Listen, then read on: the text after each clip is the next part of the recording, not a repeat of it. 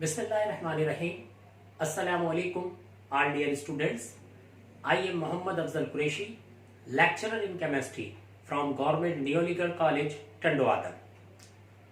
Today we discuss another topic of first year chemistry, chapter number 7, solution and electrolytes. Today we discuss topics related to acid and bases, buffer, neutralization and indicators.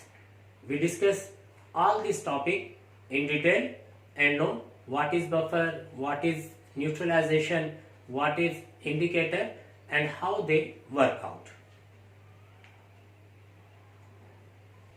Now the first topic is buffer. Buffer is the substance which resistance to changes or maintain the pH of solution. किसी भी सब solution की pH को जो change होने से resist करता है या मेंटेन करता है वो हमारे पास कहलाता है buffer. For example H2O. H2O is pH 7. It is a neutral substance.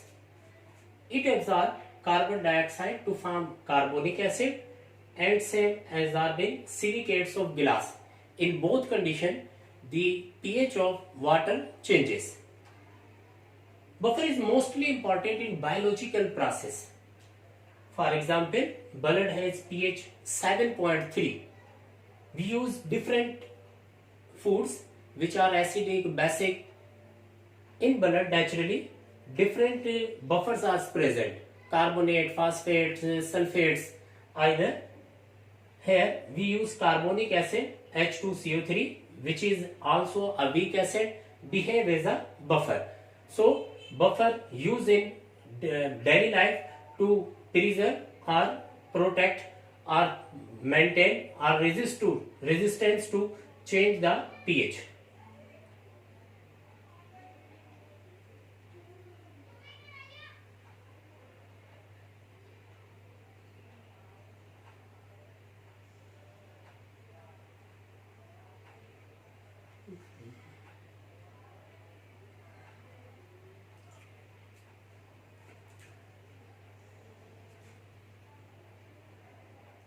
Now the topic is buffer.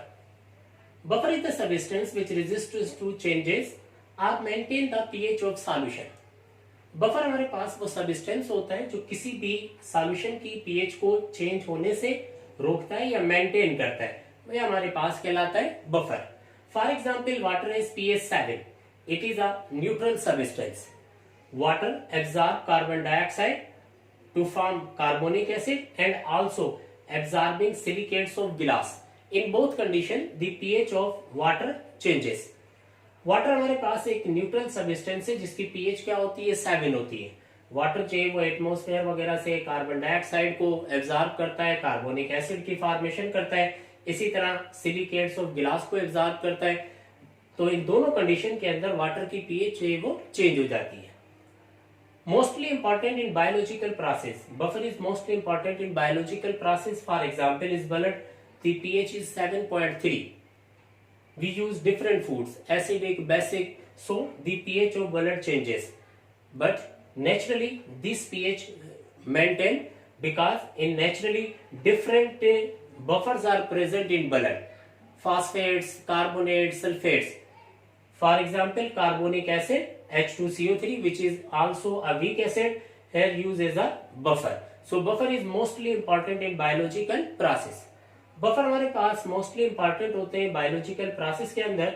हम मुख्तलिफ फूड्स यूज करते हैं जो पैकिंग के अंदर आती है, मुख्तलिफ जूसेस वगैरह हैं, मुख्तलिफ ड्रिंक्स वगैरह हैं, इसी तरह मुख्तलिफ जो सिरप्स वगैरह होते हैं. तो ये तमाम की तमाम चीजें ऐसी होती हैं जिनकी पीएच अगर चेंज हो जाए तो फिर ये हमारे लिए जो है वो नुकसानदेह होती है. तो इन तमाम के तमाम सबस्टेंस के अंदर पीएच को मेंटेन करने के लिए हम बफर को जो है वो यूज करते हैं. जैसे ब्लड की पीएच जो है वो 7.3 होती है. हम मुख्तलिफ फूड यूज करते हैं लेकिन नेचुरली जो है वो बफर पीएच जो है वो चेंज नहीं होती क्योंकि कुदरती तौर पर ब्लड के अंदर मुख्तलिफ जो है वो बफर्स मौजूद होते हैं, जैसे कार्बोनेट्स हैं, सल्फेट्स हैं, फास्फेट्स वगैरह. जैसे कार्बोनिक एसिड जो एक वीक एसिड है यहाँ पर जो है वो यूज होता है एज अ बफर. तो बफर जो है वो मेंटेन करता है या रेजिस्ट करता है पीएच को चेंज होने से. Now when we discuss composition of buffer, so buffer is a mixture of weak acid plus 8 salt, but the nature of salt is strong. Weak acid, salt is strong basic, and another mixture weak base and its salt, but salt is strong acidic. For example, acetic acid plus sodium acetate. Acetic acid is a weak acid, while sodium acetate it's a strong basic salt. This mixture is a buffer. Same weak base, ammonium hydroxide, and strong acidic salt, ammonium chloride. This mixture is also a buffer. So weak acid plus is a strong basic salt, and weak base and strong acidic salt is a mixture which is buffer. Buffer हमारे पास एक mixture होता है किस किस्म का कि जिसके अंदर एक वीक एसिड होगा और साथ में चाहिए वो उसका स्ट्रॉन्ग साल्ट होगा, लेकिन जो साल्ट की नेचर होगी वो अपोजिट, मतलब अगर ये वीक एसिड है तो साथ में जो साल्ट होगा वो स्ट्रॉन्ग बेसिक होगा. For example acetic acid, sodium acetate. Acetic acid एक वीक एसिड है जबकि सोडियम एसीटेट इसका स्ट्रॉन्ग बेसिक साल्ट है. इसी तरह सेकंड एग्जांपल है weak base and it's salt. Weak base होगी लेकिन साथ में जो साल्ट होगा वो स्ट्रॉन्ग एसिडिक होगा, जैसे हमारे पास ammonium hydroxide and ammonium chloride. अब ये मिक्सचर हमारे पास वो एग्जांपल है बफर की. Acetic acid ionize in acetate ion and hydrogen ion. Same sodium acetate ionized in acetate ion and sodium positive ion. This mixture ionized in acetate and hydrogen positive ion, and sodium acetate and acetate plus sodium positive ion. How to work out? For example, in this mixture if we add acid, then what happens? The concentration of hydrogen ion increases. This hydrogen ion concentration react with acetate ion to form undissociate acetic acid. So the pH of substance maintained. Same if we base it, then what happens? The concentration of OH increases. This OH react with acetic acid to form acetate ion and water. So the concentration of OH balance. In both conditions, hydrogen ion concentration increases, OH ion concentration increases due to the addition of acid and base, but in both conditions buffer react with hydrogen ion and OH ion and they neutralize, so the pH of the solution remains constant. जब हम इस mixture को लेते हैं acetic acid and sodium acetate को, तो acetic acid ionise हो जाता है acetate ion and hydrogen ion में, जबकि सोडियम एसीटेट आयोनाइज होता है acetate and sodium positive ion में.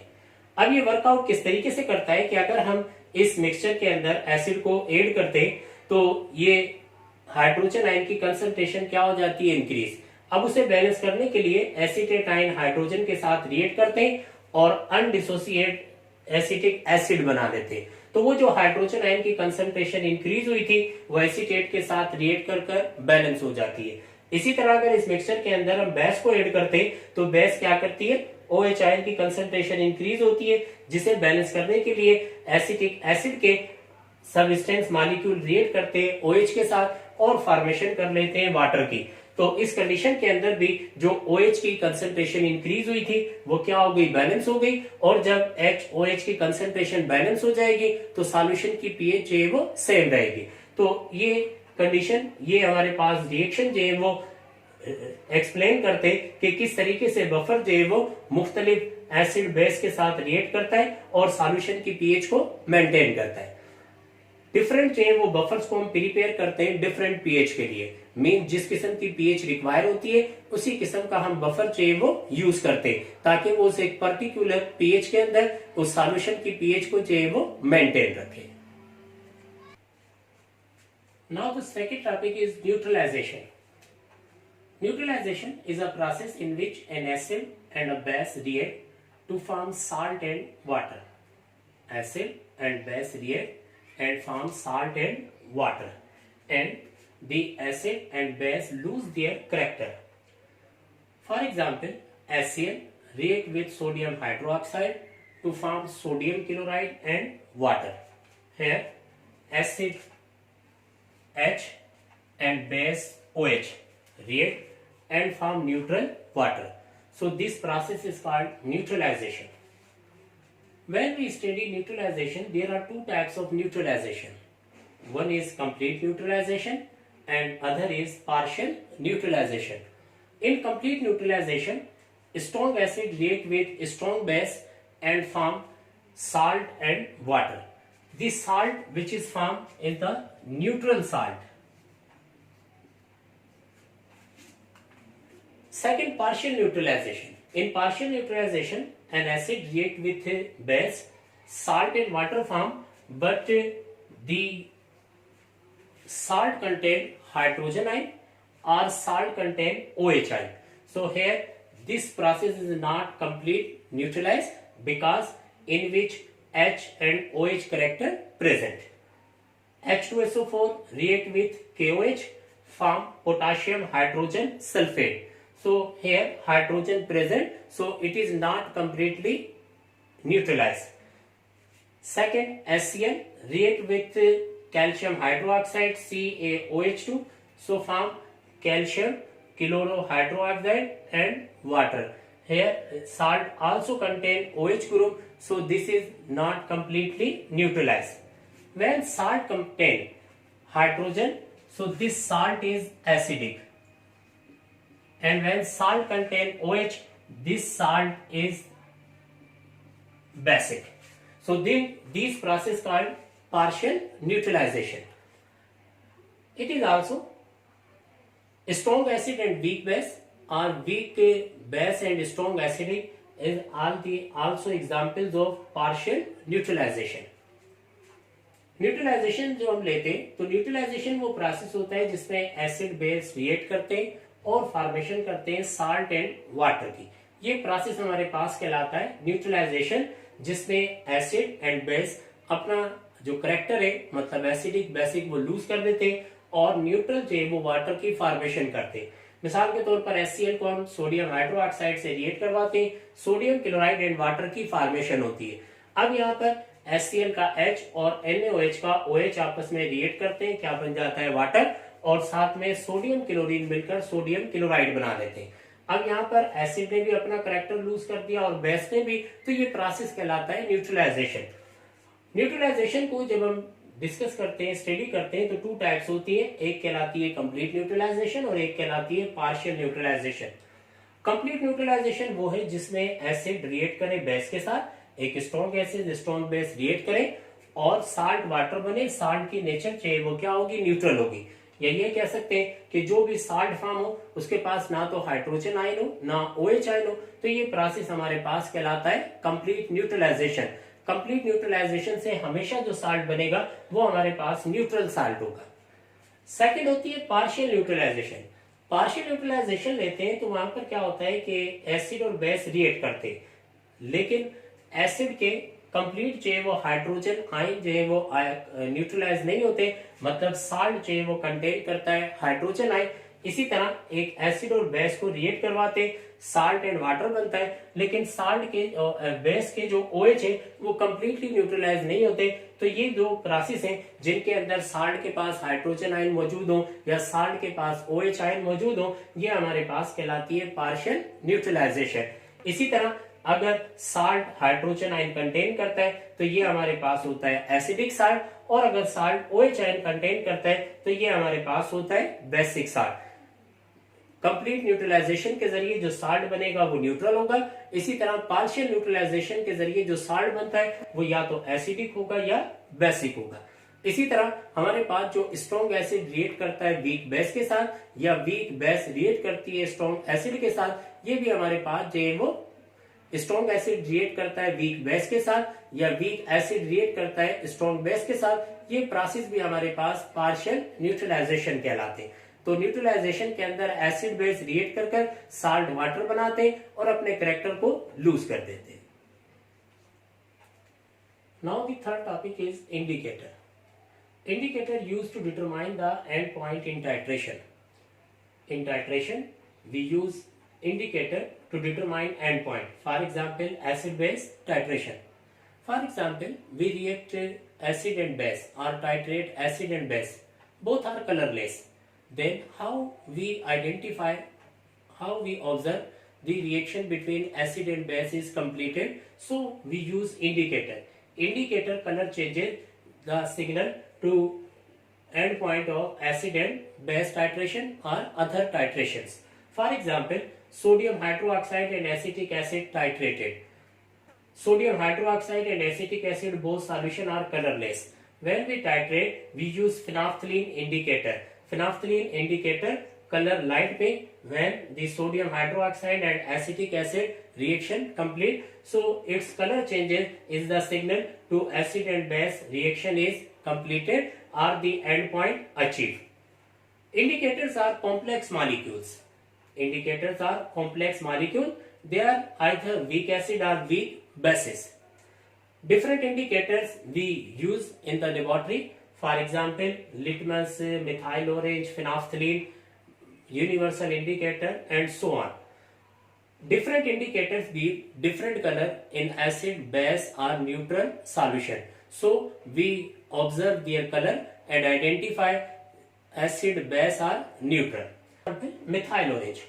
Methyl orange give red color in acid, yellow color in base, and neutral, this is orange color. For example, in HNN, when we add HNN in a acidic solution, so the concentration of hydrogen ion increases and reaction moves in left side to form HNN predominant concentration, so the solution color is red. Same, if we add HLN in basic solution, the concentration of hydrogen ion decreases and HLN ionize to form yellow color. And in the neutral solution, the concentration of HLN, concentration of H positive ion equal, so the red plus yellow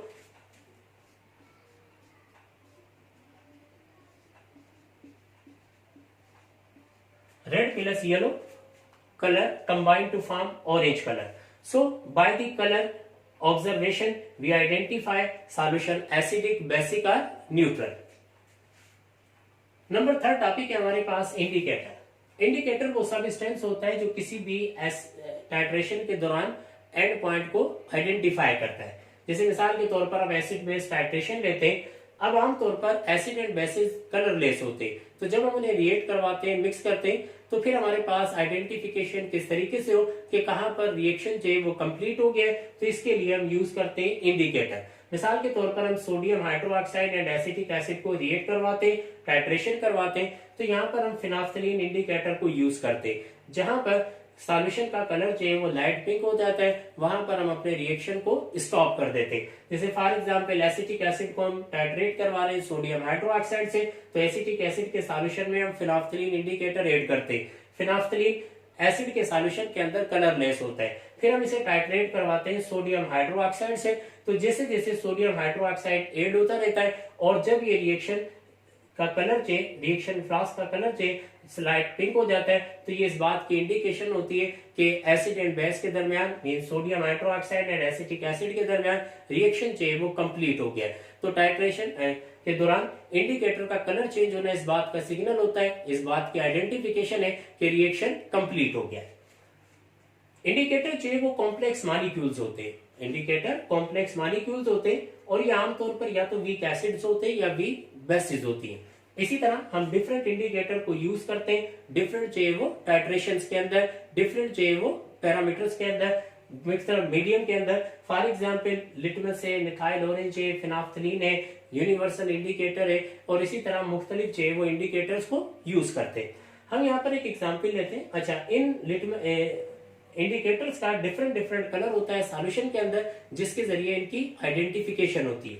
मिसाल के तौर पर हम methyl orange लेते हैं. Methyl orange acid के अंदर red colour देता है, बेस के अंदर येलो कलर देता है, और ये हमारे पास जो है वो न्यूट्रल के अंदर ऑरेंज कलर देता है. अब हम क्या करते हैं, जब इस मिथाइल ऑरेंज को ऐड करते हैं एसिडिक सॉल्यूशन में, तो कंसंट्रेशन ऑफ हाइड्रोजन आयन क्या होती है, इंक्रीज होती है.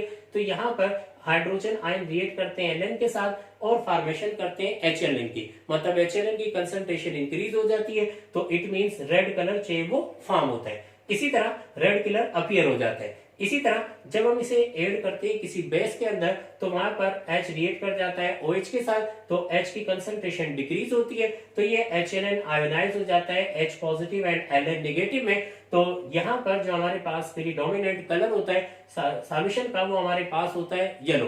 तो इस जरिए हमें पता चलता है कि कहां पर हमने इसे एसिडिक सॉल्यूशन में यूज किया, कहां पर हमने इसे बेसिक सॉल्यूशन में यूज किया, और आखिर के अंदर अगर हम इसे ऐड करते हैं ऑरेंज के अंदर न्यूट्रल सॉल्यूशन में, तो न्यूट्रल सॉल्यूशन के अंदर जब एसिड बेस का रिएक्शन कंप्लीट हो जाता है तो दोनों कंसंट्रेशन इक्वल हो जाती है, इक्विलिब्रियम आता है, तो फिर हमारे पास रेड प्लस येलो कलर का मिक्सचर बनता है जो हमारे पास ऑरेंज कलर का होता है। तो इस तरीके से हम इंडिकेटर को यूज कर मुख्तलिफ टाइट्रेशंस के अंदर एसिड बेस के अंदर एंड पॉइंट को आइडेंटिफाई करते हैं। तो बेटा ये हमारा आज का टॉपिक था जिसके अंदर हमने जो वो न्यूट्रलाइजेशन, बफर, टाइट्रेशन, इंडिकेटर को जो वो डिस्कस किया।